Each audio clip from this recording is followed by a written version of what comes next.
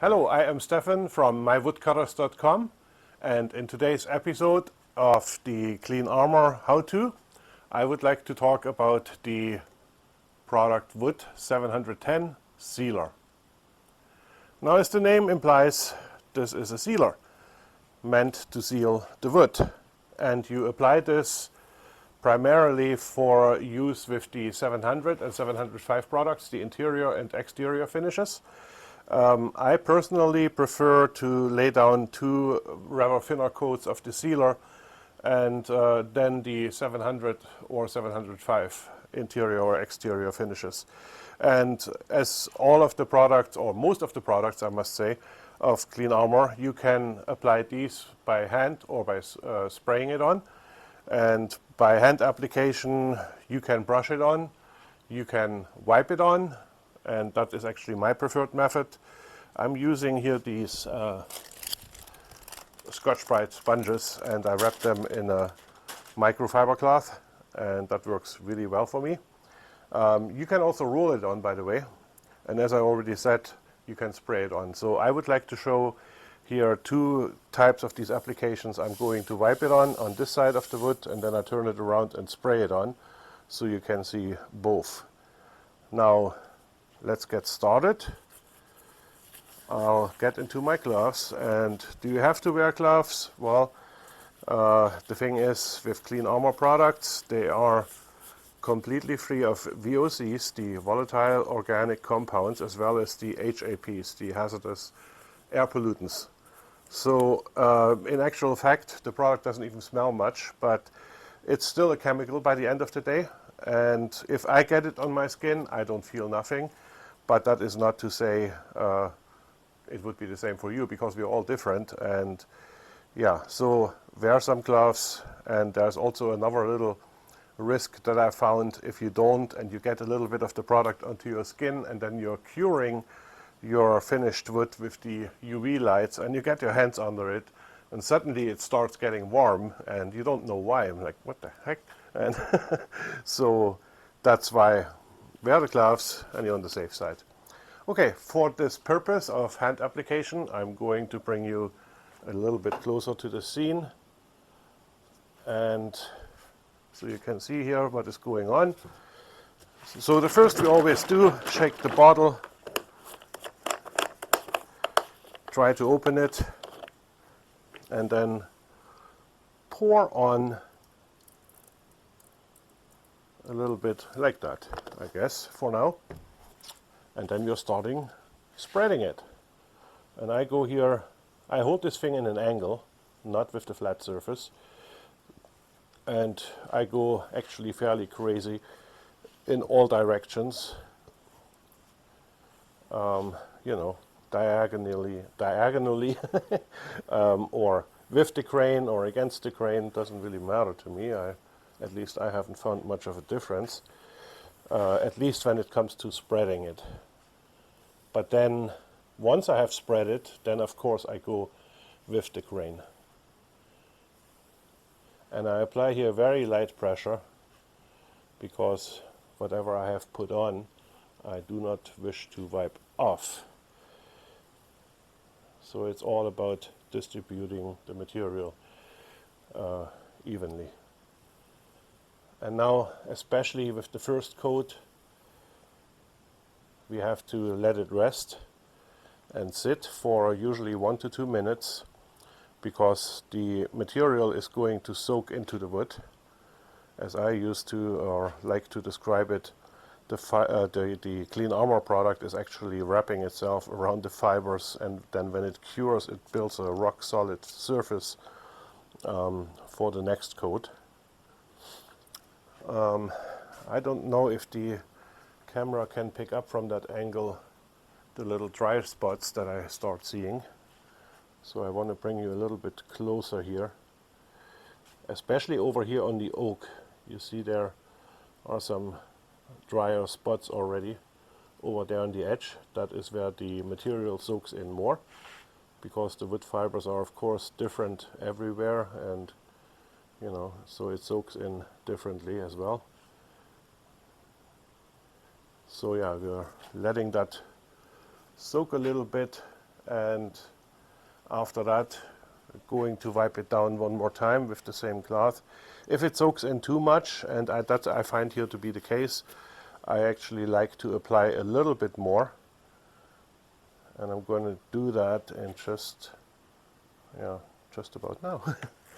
Okay, let's give it a little bit more.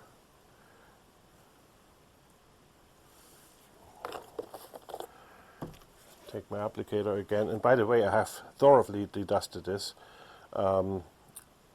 So this is not actually sawdust, what you see here on my applicator. It's just picking up the color pigments from the wood. And in case you're wondering, I have glued here two pieces of wood together. One is the sapelli, which is a kind of mahogany.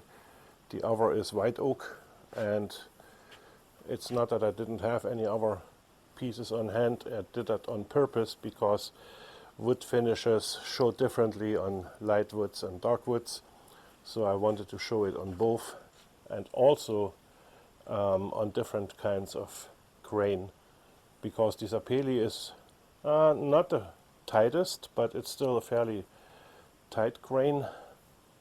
I guess maple would have been better for that purpose, but then, and anyways, in comparison, the oak has a really coarse grain. So, after having put on a little bit more, wipe it off. I'm going to let it rest a little longer. And I put already my bottle away under the table, even though it's closed. Still like to get it out of harm's way when I turn the lights on. Yeah, now it soaks again, and that's perfectly expected. And I'm going to wipe it out again, just to get it nice and even.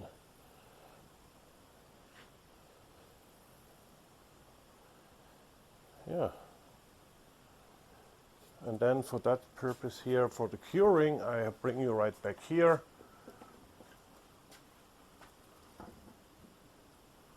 And I'll turn my lights on for like 2 minutes on the timer. So I'm not sure if the camera is picking it up, but I have the light right here. There's another one over there. And yeah, I could have put this away, because that's the nice thing about the Clean Armor products.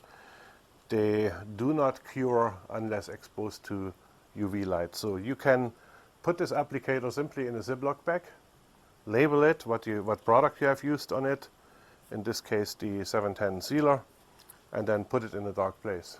And you can pick it up again in 6 months or whenever you have the next project and use it again. Of course, in this case, as it grabbed a lot of the color pigments from the sapelli, I'm not overly concerned that it actually wipes down onto lighter woods, as I don't see anything here on the oak part of it. But yeah, I would preferably then only use it again on similar woods that have the same kind of darkness. So this is already cured. It's really hard here. And that's also the nice thing about the Clean Armor products. When I think of other products like hard wax oils and similar products, you always have to make sure that your rags that you're using, that you lay them out flat somewhere to let them completely dry out before you dry them out, because before you throw them out, because they can simply self-ignite. And Clean Armor is not flammable to begin with. Even the liquid part is not flammable. And cured, it's not flammable either, and it will not self-ignite. So, but still, best idea, if you don't want to keep it, cure it under the light and then gone. Now, as we woodworkers always do in between coats, we grab our sander with 320 grit fine sandpaper and give it a light sanding in between. Okay, just kidding. What am I trying to say with this? No, do not sand it right now. Unless you're aiming for only 2 final coats, like where you do 1 sealer and 1 top coat, As I said, I prefer 2 sealer coats before I do the top coat, but do not sand in between the coats unless you're approaching your last coat. And why is that? Now, Clean Armor is 100% solids, where all other products on the market, they are filled with solvents, even water-based. Well, it's water, but like lacquers and stuff like that, it's like lacquer thinner. So if you have a little bit of a hole, for example, in the wood, it can be even simply the grain differences in heights and lows. So let's show a piece of wood here with a little in there. So if you now apply your lacquer onto it, this brown layer here is basically showing the lacquer, and it levels out while it's wet. But when it dries, and in normal lacquers and most products on the market, you have only an average of 25 to 30% solids in there, and the rest is all lacquer thinner or water-based products, and that will evaporate. So after everything evaporates and the coat is drying, all you're left with is the 25 to 30% solids, and then it looks like this, right? So you're not getting rid of any low points. Now with Clean Armor, when you apply the Clean Armor is 100% solids. So, and theoretically, when you cure it, it should stay that way. And it will, but only on later coats, because in the first coat, a lot of the product is actually soaking into the wood and disappears basically that way. And what I'm trying to say with that is, it soaks all into the wood, yes, but now it's basically sealed and coated, and when we apply a second coat, then it will fill out the holes much better with the third coat than usually all the way complete. I apologize for my way of speaking here. I'm not a professional trained YouTuber. I just want to get the information across, and I hope I achieve that. And also what I'm most importantly want to say is, if you are sanding it now, then you're going all the way down back to the wood fibers again, and you open up a lot of the pores in the wood again, and so your next coat will again soak too deep into the wood, and that is what I would like to avoid. So I am going to simply apply a second coat on here of sealer without sanding, and once that has been cured, then I would normally sand it with 320 before applying the 700 or 705 interior or exterior clear coat, and that makes it then really smooth. So we're going to do it the same way. If I can open the bottle, pour something on, take our applicator and spread it.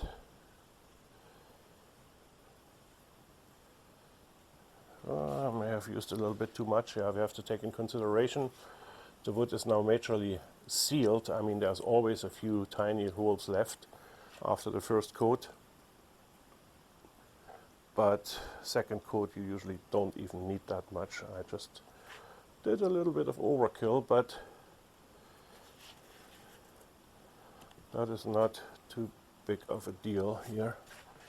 You just have then to show a little bit more patience to let it level out, because the Clean Armor products, they are self-leveling very well, and even if you apply it with a brush and you get the brush strokes, and I do see actually similar strokes here from this microfiber rag, but it all levels out fairly well.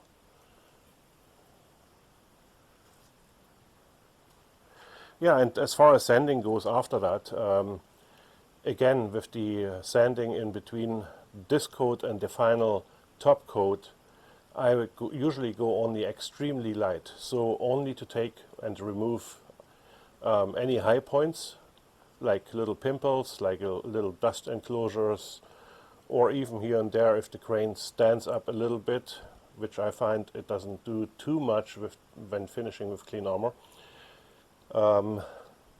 But yeah, do not sand it down to the lowest points of the finish, because you're removing too much. You might open up the wood pores again, and in my experience that is not a good idea. So in actual fact, Clean Armor is so hard when cured, and you usually take a little bit more sandpaper than you're used to. I mean, I just finished an entrance door 80 inch by 3 feet wide, and I used like 4 sheets on one side alone on my 6-inch sander. And yeah, because the product is so hard. But that was before I learned the hard lesson to not sand it down to the low points. You just simply don't care about them, because the next coat will fill all the little tiny holes up, and you get a very nice smooth surface. Okay, so this has already self-leveled, but here is actually a spot. Maybe I didn't apply enough there in the first coat. Let me pick up the camera and show you a little bit closer, but yeah, it has self-leveled fairly well. But over here we have a little bit of a dry spot. So for that reason, I would like to wipe over one more time.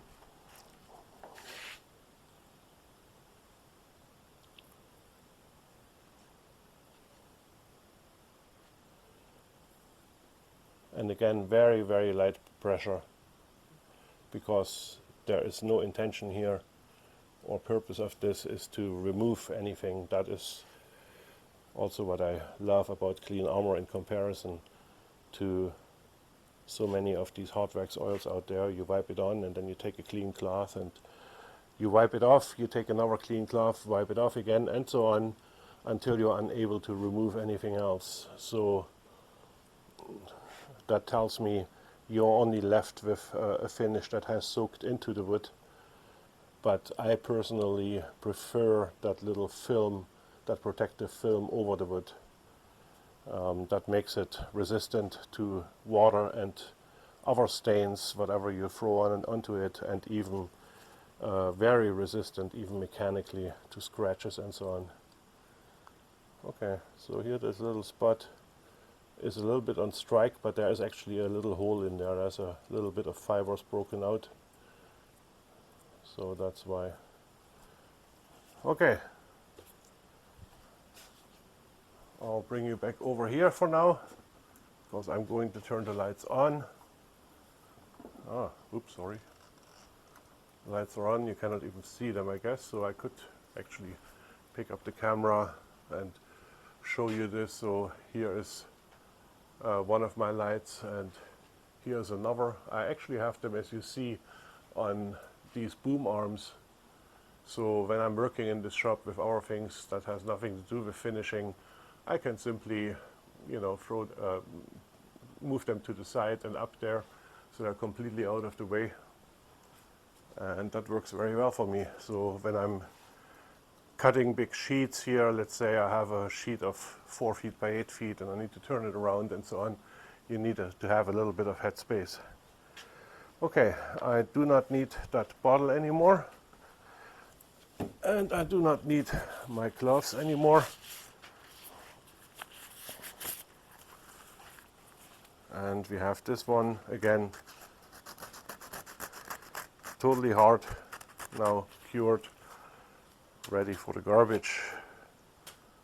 And since that is cured, I'm also confident, even though the lights are still on the two, now they turned off. Yeah, but this is cured now, and you know, I can go over it here, even across the crane with my fingernails, and I'm not gentle. I promise you that, I'm not gentle, and it doesn't leave any marks. Okay, so now we're going to turn this around. Ha! Look at that, I was a little messy. What are we going to do about that?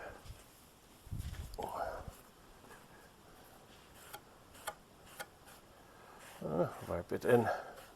Okay, And now we want to apply the same with 2 coats of spraying. And I use my air purifier. I have to turn that on. That thing makes a little bit of noise. And I also have to grab my helmet to protect my health. And yeah, take the spraying gun, the spray gun, I mean, test, yep, and off we go.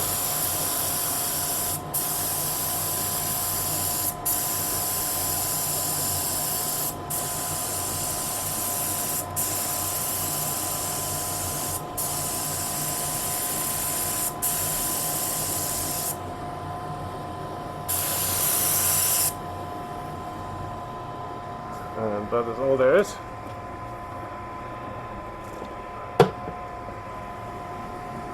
Now when spraying like this, the coat that I applied here is actually much thinner.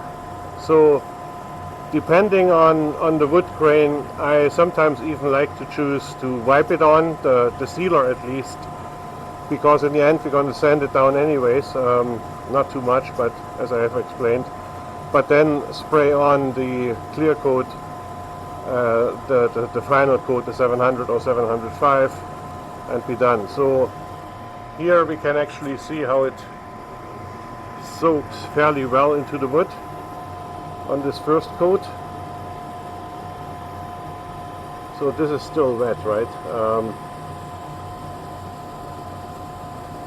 But since this is not a hand application, I mean, if you wanted to, you can take a wipe-on pad now and, you know, just wipe it into the grain, so that is certainly possible too. But I'm not even going to do that. I'm simply going to turn on my lights now and cure it the way it is.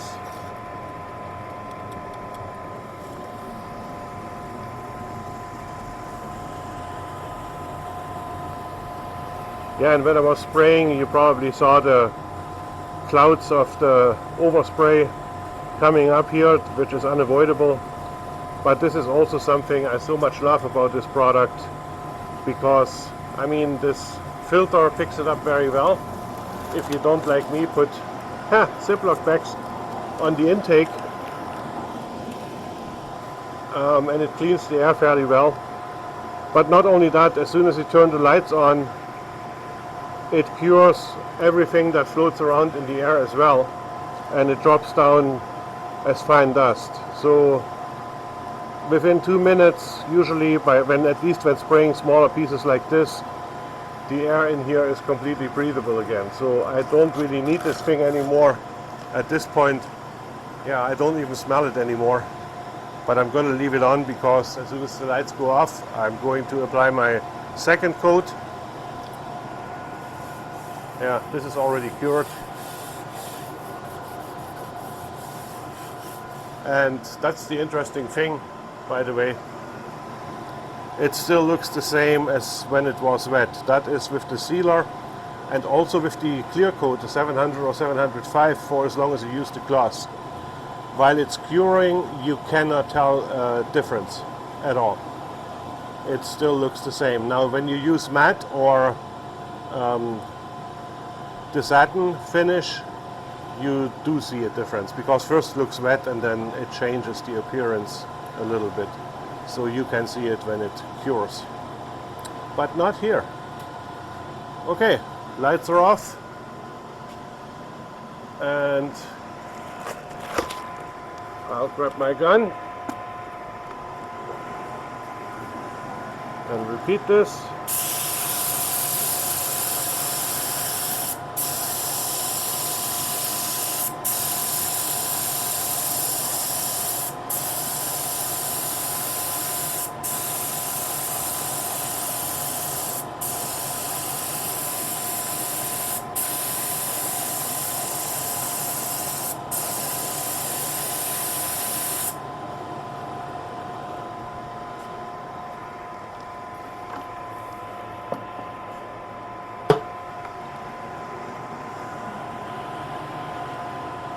So on the oak side, it's definitely still sinking a little bit into the wood because the oak has so much bigger pores, wood fiber pores, or holes, like little mini holes, let's say.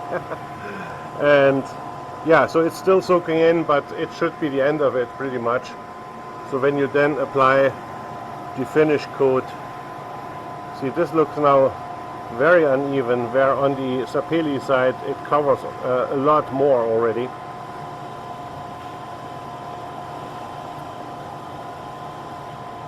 But yeah, I'll do certainly then dedicated videos on how to proceed from here with the 700 and 705 products in matte, satin or gloss.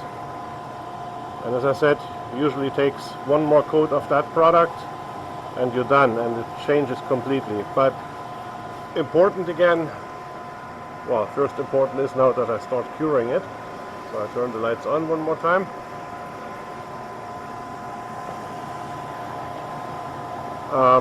When you're sanding now in between this coat and the final top coat, again, as I said, very, very gentle.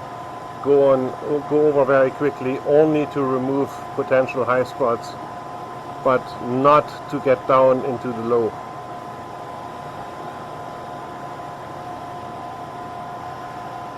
Yeah. And I feel confident that I don't need that helmet anymore.